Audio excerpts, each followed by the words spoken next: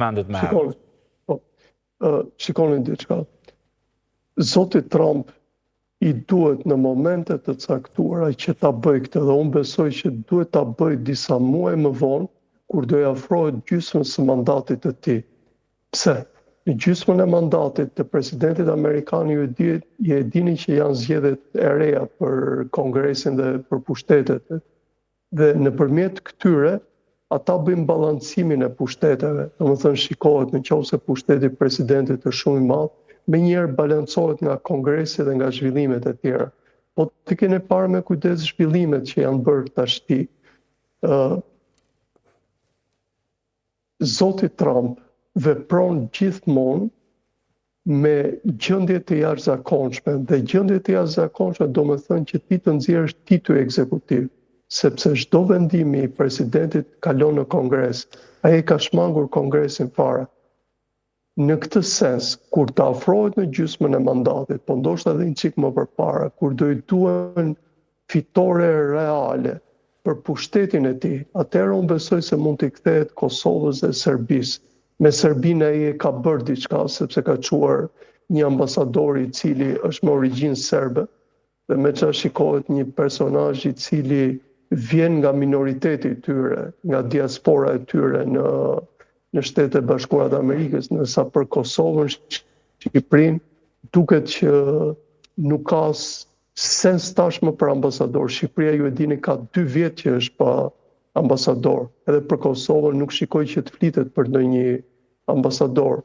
Dhe kjo më shqetëson në pjesën që zoti Trump po e shfrytëzon Kosovën, sidomos narracionin e tij në këto ditët e fundit, thjesht sepse ka më të lehtë për ta prekur, e ka më të lehtë për ta arritur. Dhe kështu bëri edhe në vitin 2020. Por ju e dini për shembull, ajo energjisë dështoi e Ujmanit, ju e dini që e vetmja gjë që të paktën kishte një lloj sensi ishte në duke, ishte ajo që të dyja vendet Serbia dhe Kosova duhet i shmangeshin platformës 5G, e cila nga Kosova patjetër do bëhesh sepse flitet për investimet kineze, ndërsa Serbia nuk është se respektoj. Dhe nga ana tjetër u fol për identitetin e kishës serbe, që ju e dini më mirë se unë që kisha serbe mbrohet edhe nga kushtetuta e Kosovës, po ka edhe, të themi, ka dhe mbrojtje të veçantë. Në këtë sens, e gjitha ajo marrëveshja e 2020-s ishte thjesht një dukje e madhe dhe ju e pat ishin 2 dokumenta paralele.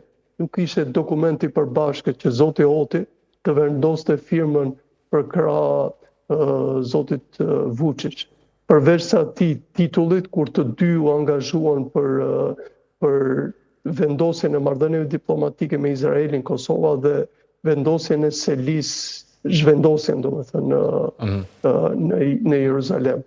Prandaj po them që zoti Trump i duhet fitore e menjëhershme dhe po e përdor Kosovën sepse Kosovën e ka të lehtë për ta përdorur.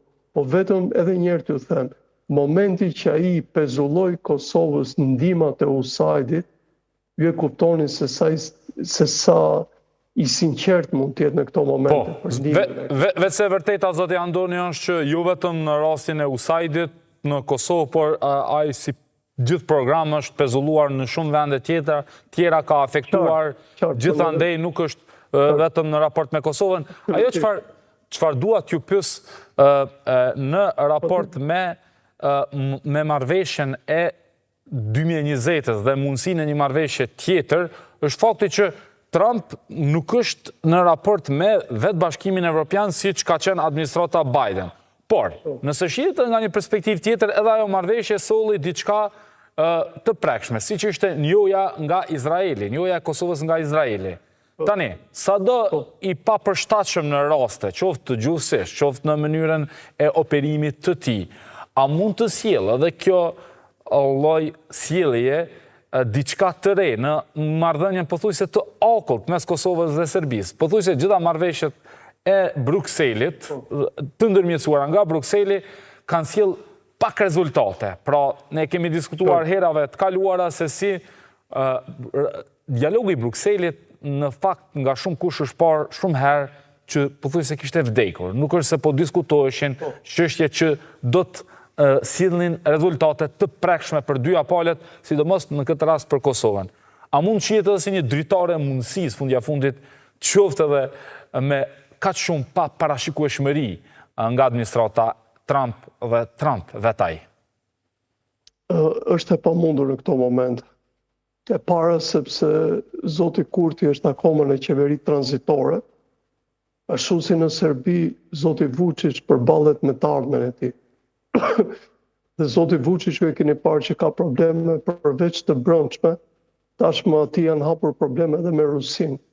Dhe madje një nga teoritë që afrohet pak me teoritë e konspiracionit është që janë forcat e sigurisë ruse të cilat kanë bërë shumë nga ato turbullirat me studentët, dhe përveç kësaj vazhdimisht po i kërkohet llogari Vučić, jo vetëm për furnizimin e Ukrainës, po edhe për probleme të tjera.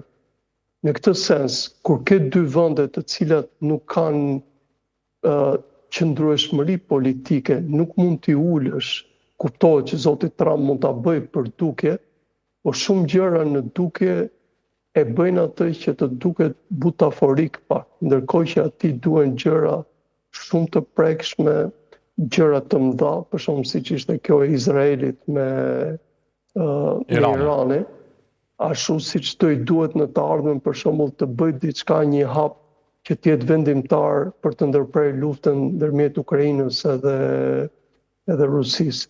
Ndërsa pjesa e Kosovës është pjesë e narracionit të tij për të plotësuar një listë. Më besoni për këtë. Nuk është se ka ndonjë interes të madh për Kosovën. E para sepse siç u thash, akoma nuk është menduar për një ambasador për Kosovën, ndërkohë që mbas zotit Escobar ne nuk kemi të dërguar special për Ballkanin. I vetmi momenti ishte ky momenti i dokumentit të titullit të ri ekzekutiv që është hyrë edhe për një vit kjo masa ndëshkuese për këtë pjesën e Ballkanit. Po mendoj që Ballkani nuk luan më ndonjë lloj interesi kaq të madh pa shkak të këtij titulli për administratën e zotit Trump.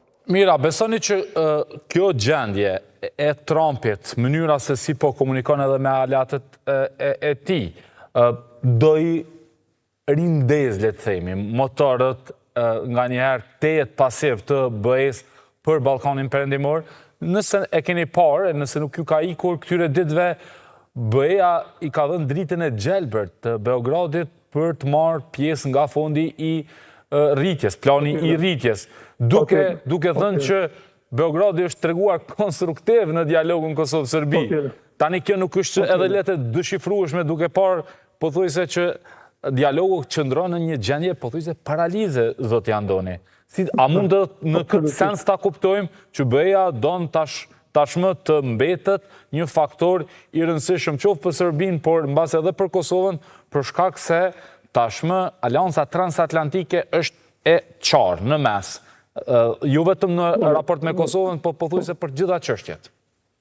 Shikoni, Serbia ka për të qenë një partner shumë i besueshëm për Bashkimin Evropian dhe duan shumë më tepër sesa shumë nga vendet tona të cilat janë përpjekur shumë. Dhe këtu kam në kokë Maqedoninë e Veriut, Bosnjën,